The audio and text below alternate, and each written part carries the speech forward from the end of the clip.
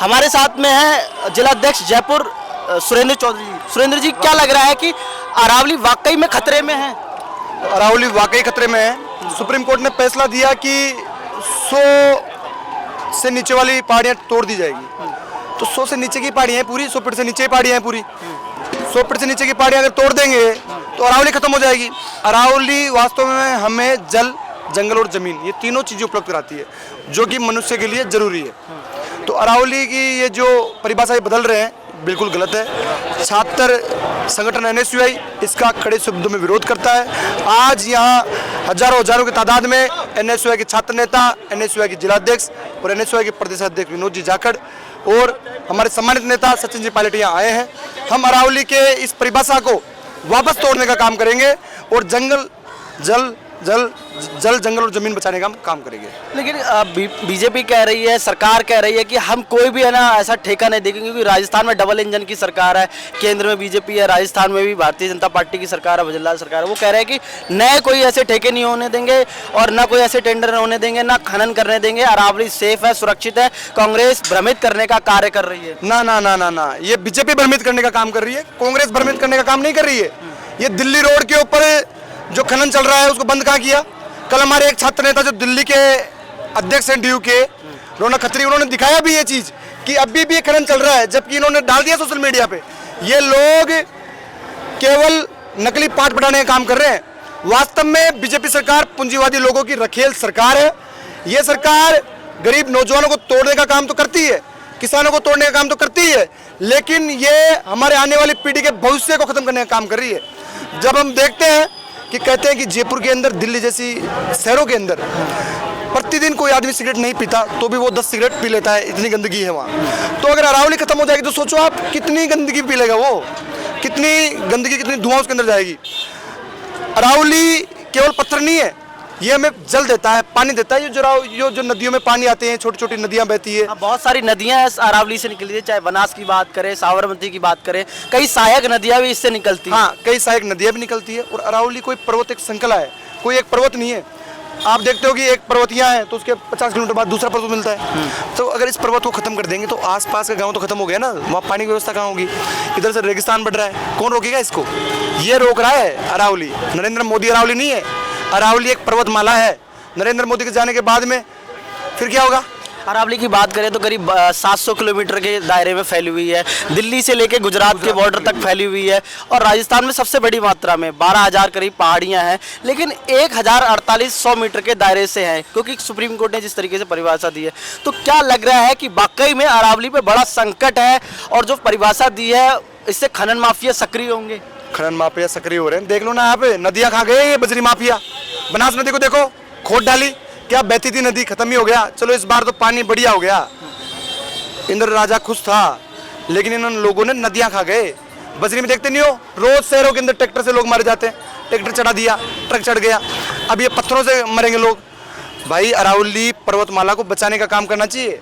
तो क्या लग रहा है कि ये किसके दायरे में, जैसे ये परिभाषा अब वो भारतीय जनता पार्टी कह रही है कि कांग्रेस की सरकार थी तभी ये परिभाषा राज्य सरकार ने केंद्र को सौंपी थी उस समय, तो वही परिभाषा अब सुप्रीम कोर्ट ने पास कर दी है। तो क्या लग रहा है कि देखो ये तो तोड़ मोड़ के पेश करते हैं, समझ रहे हो मेरी बात, कि संविधान क्या कहता है, सरकार क्या कहती है, पिछली सरकार क्या कहती है, ये आम किसानों मजदूरों को पता होता नहीं है। वो बेचारे सोशल मीडिया देखते हैं, और किसान क्या, सभी लोग, तमाम लोग बिजी है आज की दुनिया में, सब लोग सोशल मीडिया देखते हैं।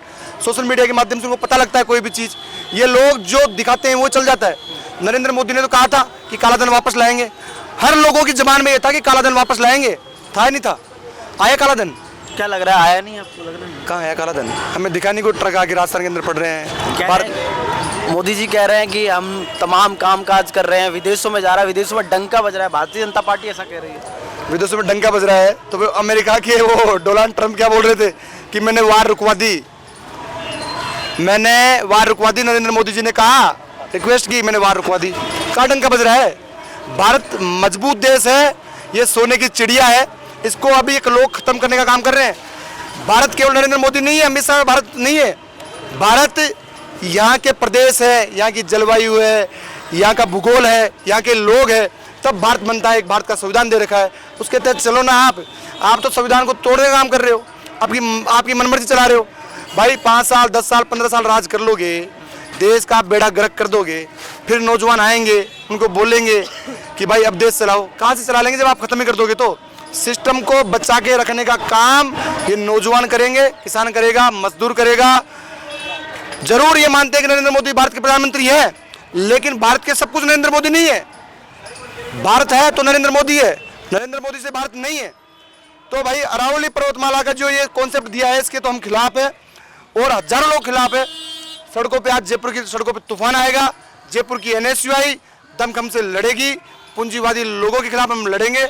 मजदूर किसानों के बेटे हैं, इनकलाब जिंदाबाद, भारत माता की जय। सुरेंद्र भाई, अभी जो फैसला दिया है सुप्रीम कोर्ट ने, परिभाषा पहले कांग्रेस की सरकार थी, उन्होंने दिया लेकिन खारिज कर दिया सुप्रीम कोर्ट ने उस समय, लेकिन अब जो है यही परिभाषा पास कर दी गई। तो क्या लग रहा है कि सुप्रीम कोर्ट भी जो सरकारें हैं उनके दबाव पर आधार पर काम कर रहा है? आप ऐसा मान रहे हैं क्या? देखो, मेरे मानने से नहीं मानने से कुछ नहीं होता है। जनता को भी सब कुछ पता है। जिसका राज है, जिसकी लाठी उसकी भैंस, ये चल रहा है, ये चल रहा है और चलता रहेगा। वास्तव में लाठी मजबूत आदमी के हाथ में दोगे, सच्चे आदमी के हाथ में दोगे तो भैंस सही से चलेगी। लाठी गलत आदमी को दे दी तो भैंस ने बेच रखा। जाओ लो। भजनलाल सरकार के 2 साल कार्यकाल हो चुके, क्या लग रहा है कामकाज नहीं? बिल्कुल गंदा, बिल्कुल गंदा। कोई काम नहीं है, कुछ नहीं है। बच्चियों के रेप हो रहे हैं, किसान आत्महत्याएं कर रहे हैं, पूंजीवादी लोग यहाँ पे अपना डंका बजा रहे हैं। मैं देखता हूँ कि सांगानेर के, ये ना वो विधायक साहब, सांगानेर में सबसे ज्यादा ब्याज माफिया चल रहा है। रोको ना उनको। 20 रुपए सैकड़े पे ब्याज दे रहे हैं लोग। बेचारा गरीब मारा जा रहा है। 20 रुपए का ब्याज कहाँ से देगा? टेम्पो वाला लोग, बस वाला, आदमी चलाने वाला, छोटी मोटी रेडी लगाने वाला 20 रुपए कहाँ से देगा? रोक दो आप उनको। वहाँ के विधायक हो, वहाँ के मुख्यमंत्री हो, आपके इलाके से टोंक से होती हुई ये आती है बजरी, रोक दो आप वहाँ पे। रात को कितने एक्सीडेंट हो रहे हैं पता है आपको? कुछ पता नहीं है, सो रहे हैं। भजनलाल जी तो कह रहे हैं 2 साल में बेमिसाल काम हुआ है जो 5 साल में कांग्रेस नहीं कर पाई। विकास रथ निकाले थे, अभी कह रहे हैं राइजिंग राजस्थान कर दिया, खेलो इंडिया कर दिया और प्रवासी राजस्थान जैसे प्रोग्राम कर दिए।